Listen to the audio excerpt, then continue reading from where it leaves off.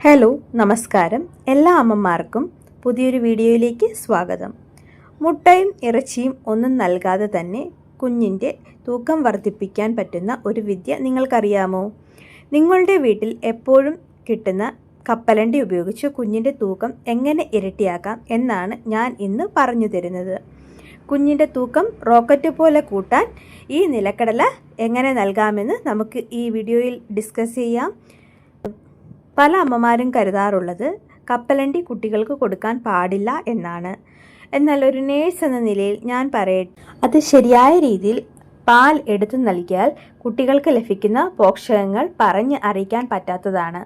ഇത് എങ്ങനെയാണ് നൽകേണ്ടത് എന്നും എന്തൊക്കെ മുൻകരുതൽ എടുക്കണമെന്നും ഈ വീഡിയോയിലൂടെ നമുക്ക് നോക്കാം. ആദ്യമായി നിലക്കടല പാലിൻ്റെ ഗുണങ്ങളെക്കുറിച്ച് സംസാരിക്കാം. കുഞ്ഞിൻ്റെ മസിലുകൾ വളരാനും ശരീരം പുഷ്ടിപ്പെടാനും ഏറ്റവും ആവശ്യമുള്ളത് പ്രോട്ടീനാണ്. നിലക്കടലയിൽ ഇത് ധാരാളമുണ്ട്. അടുത്തതായി ആരോഗ്യകരമായ കൊഴുപ്പാണ്, അതായത് ഹെൽത്തി ഫാറ്റ്സ് ആണ്. കുഞ്ഞുങ്ങളുടെ തൂക്കം കൂടാൻ സഹായിക്കുന്ന ഗുഡ് ഫാറ്റ്സ് ഇതിൽ അടങ്ങിയിരിക്കുന്നു. മൂന്നാമതായി കുഞ്ഞിൻ്റെ ബുദ്ധിവികാസമാണ്. ഇതിലെ ഒമേഗ ഫാറ്റി ആസിഡുകൾ കുഞ്ഞിൻ്റെ തലച്ചോറിൻ്റെ വളർച്ചയ്ക്ക് സഹായിക്കുന്നു. നാലാമതായി വിളർച്ച മാറ്റുന്നു. നമ്മൾ ഇത് ശർക്കര കൂടി ചേർത്ത് ഉണ്ടാക്കുന്നത് കൊണ്ട് കുഞ്ഞിൻ്റെ ശരീരത്തിൽ രക്തം വർദ്ധിക്കാനും ഇത് അനീമിയ മാറ്റാനും സഹായിക്കുന്നു. ഇത് കൊടുക്കുമ്പോൾ ശ്രദ്ധിക്കേണ്ട കാര്യങ്ങളാണ് അടുത്തതായി പറയുന്നത്. അലർജി പരിശോധിക്കുക. ആദ്യമായി നൽകുമ്പോൾ ഒരു ചെറിയ സ്പൂൺ മാത്രം നൽകി കുഞ്ഞിന് അലർജി ഉണ്ടോ എന്ന് നോക്കുക. ചെറിയ തടിപ്പോ ചൊറിച്ചിലോ ഉണ്ടോ എന്ന് പ്രത്യേകം ശ്രദ്ധിക്കണം. അതിനുശേഷം രണ്ടാമതായി നന്നായി അരച്ചെടുക്കുക.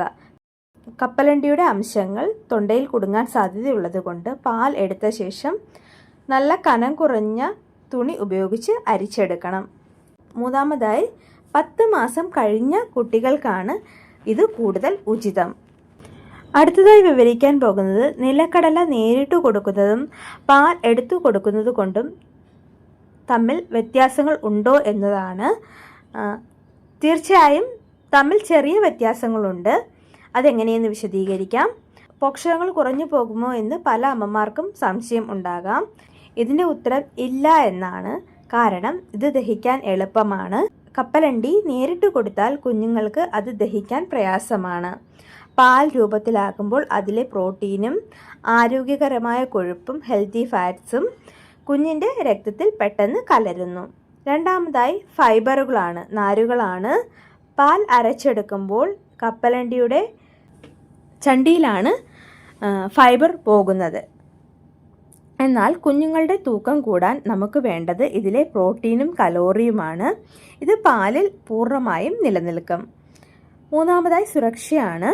ചെറിയ കുട്ടികൾക്ക് കടല കഷ്ണങ്ങളായി നൽകിയാൽ അത് തൊണ്ടയിൽ കുടുങ്ങാൻ സാധ്യതയുണ്ട്. അതുകൊണ്ട് പാൽ രൂപത്തിൽ നൽകുന്നതാണ് ഏറ്റവും സുരക്ഷിതം. കപ്പലണ്ടിയുടെ ചണ്ടി കളയണ്ട എന്ന് നിർബന്ധമുണ്ടെങ്കിൽ അത് നന്നായി ഉണക്കിപ്പൊടിച്ച് വലിയ കുട്ടികളുടെ ആഹാരത്തിൽ, ഉദാഹരണത്തിന് ചപ്പാത്തി മാവിൽ ചേർക്കാവുന്നതാണ്. പക്ഷേ കുഞ്ഞുങ്ങൾക്ക് പാൽ തന്നെയാണ് ഉത്തമം.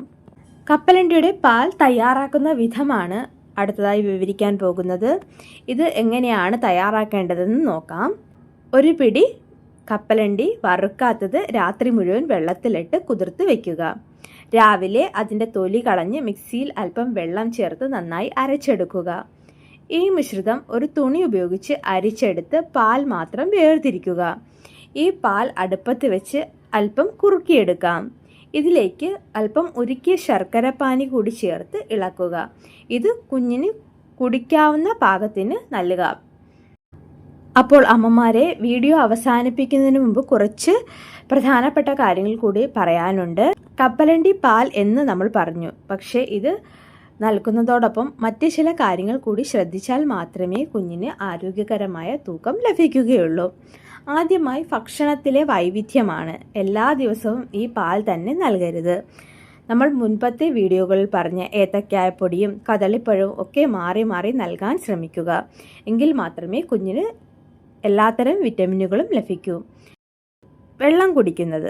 കപ്പലണ്ടി പോലുള്ള പ്രോട്ടീൻ അടങ്ങിയ ഭക്ഷണം നൽകുമ്പോൾ കുഞ്ഞിന് ആവശ്യത്തിന് വെള്ളം നൽകാൻ മറക്കരുത്. ഇത് ദഹനം സുഗമമാക്കാൻ സഹായിക്കും. നിർബന്ധിച്ച് കഴിപ്പിക്കരുത്. കാരണം കുഞ്ഞിന് അത് ഇഷ്ടപ്പെട്ടിട്ടില്ലെങ്കിൽ നിർബന്ധിക്കരുത്. 2 ദിവസം കഴിഞ്ഞ് വീണ്ടും നൽകി നോക്കുക. കുഞ്ഞ് സന്തോഷത്തോടെ കഴിക്കുമ്പോഴാണ് അത് ശരീരത്തിന് ഗുണം ചെയ്യുന്നത്.